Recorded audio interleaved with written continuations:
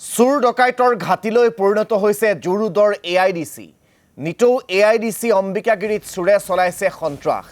এইবাৰ চুৰৰ টাৰ্গেট পদপথৰ ক্ষুদ্ৰ ব্যৱসায়িক প্ৰতিষ্ঠানৰ পৰা চিলিণ্ডাৰ লৈ উধাও হ'ল চুৰ। উপজি পোৱাতেই পদপথৰ দোকানৰ পৰা চিলিণ্ডাৰ লৈ উধাও হ'ল চুৰ। চিচিটিভিত বন্দী হৈছে সমগ্ৰ ঘটনা। এখন স্কুটিৰে আহিছিল চুৰ দুটা। হেলমেট পৰিধান কৰি আহিছিল দুটা চুৰে। গীতানগৰ আৰক্ষীৰ নিৰ্লিপ্ত ভূমিকাক লৈ অসন্তুষ্ট জুৰুডবাসী। জুৰুড অঞ্চলৰ চুৰি কাৰ্য এতিয়া পৰিৱৰ্তিত হৈছে নিত্য নৈমিত্তিক ঘটনালৈ।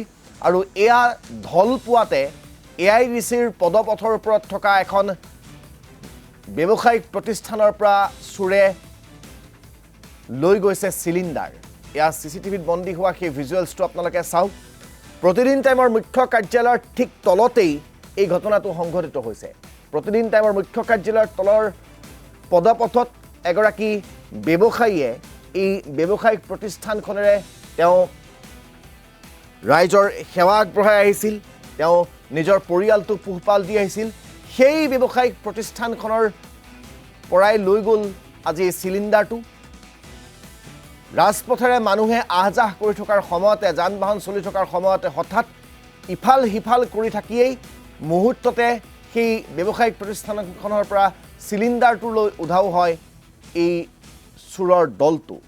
এয়া আজি পুৱাৰ ভাগৰ দৃশ্যাংশ, যিটো দৃশ্যাংশ ইতিমধ্যে চিচিটিভিত বন্দী হৈছে। আমি গোটেই ঘটনাটো সন্দৰ্ভত সবিশেষ জানিবৰ বাবে এই মুহূৰ্তত আমাৰ সাংবাদিক পুলক মহন্তৰ কাষলৈ পোনপটীয়াকৈ আপোনালোকক লৈ যাব বিচাৰিছোঁ। পুলক, এই জুৰুড এআইডিচি জোনালী গোটেই এলেকাটো এতিয়া অপৰাধীৰ ৰম্যভূমিলৈ ৰূপান্তৰিত হৈছে। গীতানগৰ আৰক্ষীৰ যি নিৰ্লিপ্ততা, সেই গীতানগৰ আৰক্ষীৰ ব্যৰ্থতা, নিৰ্লিপ্ততাৰ পূৰ্ণ সুযোগ এই অপৰাধী চক্ৰই গ্ৰহণ কৰিছে। আৰু তাৰেই প্ৰতিফলন স্বৰূপে কালি আপোনাৰ পিছফালে থকা সেই ব্যৱসায়িক প্ৰতিষ্ঠানখনৰ পৰা ঢল পোৱাতে এটা চিলিণ্ডাৰ লৈ উধাও হ'ল দুটাকৈ স্কুটিত অহা চুৰ। তাৰ উপৰিও এই মোবাইল থপিওৱা, চেইন কঢ়িওৱা কাহিনীয়াবোৰতো আছেই। মুঠৰ ওপৰত এতিয়া জুৰুড জোনালী এআইডিচি এলেকাটো একেবাৰে মানুহৰ বাবে সুৰক্ষিত নহয়। নিশ্চয়কৈ ৰাজদীপ, এই কথাটো আপুনি যিটো প্ৰসংগৰ কথা কৈছে যে চুৰ আৰু এই অঞ্চল দুয়োটা যেনে উত্তৰ-পুত্ৰৰ সম্পৰ্ক, আৰু যিটো আৰক্ষীৰ ভূমিকা, বিশেষকৈ গীতানগৰ যি আৰক্ষী আছে সেই আৰক্ষীৰ ভূমিকাক লৈ কিন্তু পূৰ্বৰ পৰাই অসন্তুষ্ট ইয়াৰ স্থানীয় বাসিন্দাসকল। আমি যদি কওঁ জোনালী এআইডিচি বা এই বিশেষ অম্বিকাগিৰি নগৰ, তেনেহ'লে কেইদিনমান পূৰ্বে, প্ৰায় এবছৰমান পূৰ্বে ৰাইজে নিজে ঘোষণা কৰিছিলে যে যদি কোনো চোৰক ধৰিব পাৰে গীতানগৰ আৰক্ষীয়ে, তেনেহ'লে গীতানগৰ আৰক্ষীক মালা পিন্ধাব। অৰ্থাৎ তেনে পৰ্যায়লৈকে আৰক্ষীক ক'ব লগা হৈছে, বাধ্যত পৰিছে স্থানীয় লোকসকল। স্থানীয় ৰাইজ অসন্তুষ্ট, কাৰণ নিতৌ এনেধৰণৰ ঘটনা সংঘটিত হয়। আমি বহুবাৰ বাতৰি সম্প্ৰচাৰ কৰিছোঁ, আমাৰ সতীৰ্থ বহুকেইগৰাকী ঘৰতো চোৰে লুটপাট চলাইছিলে এই অঞ্চলটোত, বিশেষকৈ গীতানগৰ, জোনালী বা এই জুৰুড অঞ্চলটো। গতিকে ভাবি চাওক, এগৰাকী পদপথৰ ব্যৱসায়ী, যিগৰাকী ব্যৱসায়ীয়ে এখন দোকান দি তেওঁ পৰিয়ালটো কোনোমতে পোহপাল দি চলাই আছে, সেই ব্যৱসায়ীগৰাকীও যদি দিন দুপৰতে সুৰক্ষিত নহয় গুৱাহাটী মহানগৰীত, তেওঁ প্ৰতিষ্ঠানখন যদি সুৰক্ষিত নহয় গুৱাহাটী মহানগৰীত, তেনেহ'লে কেনেকৈ মানুহে ব্যৱসায় বাণিজ্য কৰিব বা কেনেকৈ এইসকল লোকে নিজৰ পৰিয়ালটো পোহপাল দিব, সেয়া হৈছে ডাঙৰ প্ৰশ্ন। আৰু বাকী আপুনি যিখিনি প্ৰসংগ উল্লেখ কৰিছে যে চেইন কঢ়িয়াই নিয়া, পিষ্টল দেখুৱাই ধন লুটি নিয়া, এনেধৰণৰ ঘটনাটো হৈয়ে থাকে।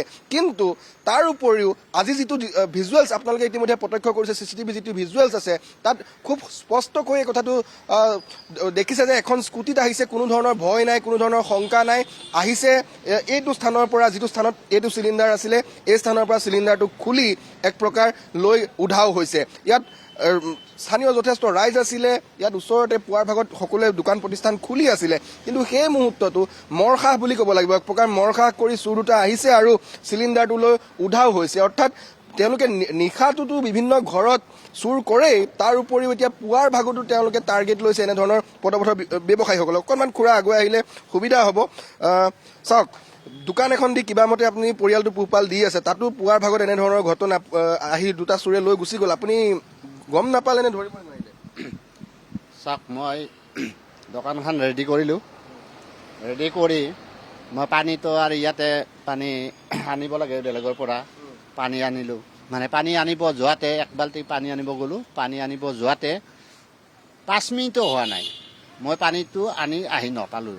চিলিণ্ডাৰটো আহি দেখিলোঁ, চিলিণ্ডাৰটো লৈ চিলিণ্ডাৰ চলি আছে। চিলিণ্ডাৰটো মই একদম ফিটিং কৰি থৈ গৈছোঁ আৰু ৰেগুলেটৰৰ লগত পুৰা কমপ্লিট ফিটিং কৰি থৈ গৈছোঁ আহি কেনে মই বনাম আৰু কিন্তু চব ৰেডি কৰি ল'লোঁ এতিয়া ৰেডি কৰি লোৱাৰ পিছত আহি যে চাওঁ মই চিলিণ্ডাৰটো নাই এতিয়া মই কেনেকৈ দোকানখন কৰোঁ তাৰপিছত আকৌ ৰুমত গ'লোঁ ৰুমত গৈ ৰুমৰ যিটো আমি ভাত বনাই খাওঁ সেই চিলিণ্ডাৰটো লৈ আহি কিবাকে মই দোকানখন আৰক্ষীৰ যিটো ভূমিকা সেইটো কি ক'ব কাৰণ ইয়াত চুৰ হৈয়ে থাকে আপুনি দেখিছে শুনিছে এতিয়া মই আৰক্ষীৰ বিষয়ে মইতো কি ক'ম আৰু কাৰণ যিহেতু 6:30 বজাত হ'ল কেছটো 6:30 বজাত হ'ল কিন্তু ইয়াতে মাজে মাজে হৈয়ে থাকে এনেকুৱা এই চেইন টানা কিবা টানা সিদিনা মোৰ আজি 15 দিন হোৱা নাই মোবাইলটো মোৰ দোকানৰ পৰা লৈ গ'ল মই ইফাল হৈ যোৱাতে কেনেকৈ নিলে মই তাৰমানে ধৰিব নোৱাৰোঁ আজি মোৰ এই 15 দিনৰ ভিতৰতে এই কাহিনীটো হৈছে আৰু গতিকে এতিয়া মইতো আৰু ক'ব পৰা নাই আৰু কি হয় তেনেকুৱা আৰু নিশ্চয়কৈ দুটাকৈ ঘটনা 15 দিনৰ অন্তৰালত হৈছে